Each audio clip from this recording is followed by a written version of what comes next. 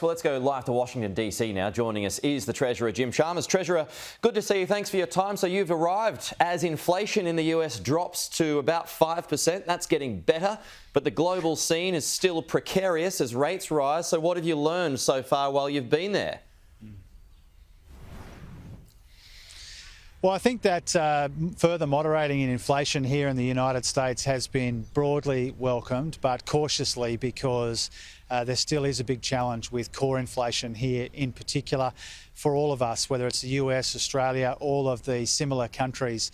Inflation is more persistent than we'd like. It will hang around longer than we'd like. And so that is one of the key challenges that we confront. But in the global economy, clearly there's been some jitters in global financial markets around the banks. The International Monetary Fund expects the global economy to slow considerably throughout this year, and we won't be immune from that in Australia. We've got a lot coming at us from around the world, but we've got a lot going for us as well. Yeah, now on the AMF, there's a few points there. The federal and state budgets, they're going to be in deficit until the end of the decade. IMF concerned about the cost of servicing that debt. You've spoken about that in the past, but it's going to continue to drain resources. So will there be extra spending cuts and tax increases next month? Well, first of all, I share the IMF's concern about the cost of servicing that $1 trillion in Liberal debt that we inherited from our predecessors. You know, that is the fastest growing area of government spending in the Commonwealth budget, is the cost of servicing that debt. It's growing much faster even than the NDIS, aged care, health care, national security, and all of these other important areas which are putting pressure on the budget. And so what we'll do in May, a bit like what we did in October, is we will find the best balance between some modest but meaningful tax reform, whether it's superannuation tax breaks or multinationals. We'll also show spending restraint, only making the commitments that will make life easier for people or help to grow our economy. And also we will trim spending where we're not getting value for money and where we can redirect it to areas which are more important to us. The combination of those three things are really important. They were important in October and they'll be important in May as well. Right, you've got a budget hole though of $70 billion a year. Isn't there going to have to be something a bit more than modest and meaningful? Well, this is the sort of challenge that you can't just deal with in one budget or even two budgets or even one term of the Parliament. As you rightly point out a moment ago, you know, this is a structural challenge that we've got in the budget. It will get a little bit better in the near term because we're getting really good prices for our exports and we've got low unemployment, and that's helping the budget this year. But in the medium term, these pressures on the budget actually intensify, and so we've got a structural problem. And you've got to chip away at it. You've got to do what you can to manage the budget in the most responsible and sustainable way that you can. You've got to make sure when you provide cost of living relief, as we will in the budget, that you do it responsibly. Make sure that you're getting value for money. This is what's been largely absent for the last decade. That's why we've got this mountain of debt to service as interest rates go up and it costs more and more to service that debt. So we take our responsibility seriously to try and clean up this mess. But it will take more than one budget, more than two budgets. We've got jobs data that's coming out today as well off the back of a surge in migration, which was needed. But is there a danger that we're letting too many folks in, Treasurer?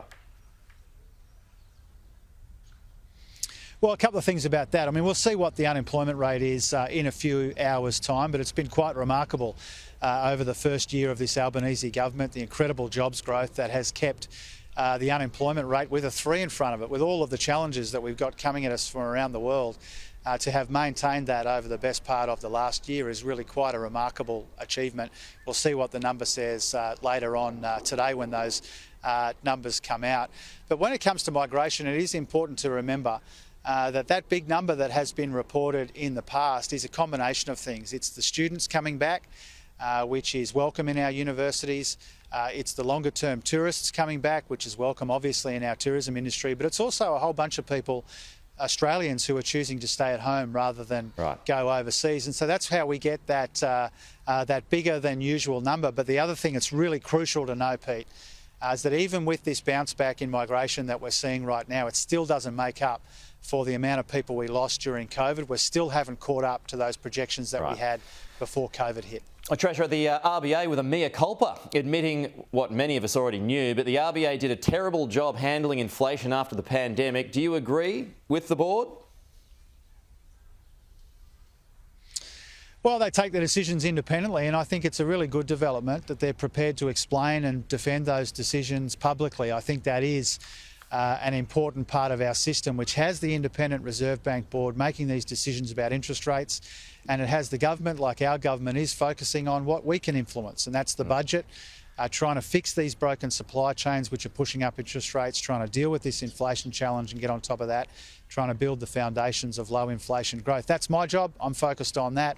The board members that made that public commentary earlier in the week, that is something that I would encourage the board and the governor to do, to explain and defend the decisions that they take independently. Were you on the plane with the governor on the way to DC? No, we came here separately, but I'll be seeing him in about 45 minutes' time. We'll be spending a big chunk of the next day and a half together on this brief but busy trip to Washington, DC to confer with our counterparts. I was going to check if he was having a Chardonnay while you were having a Forex Gold, but you weren't flying together, so there you go during that conversation. Treasurer Jim Chalmers, appreciate your time. Thank you. We'll talk to you soon.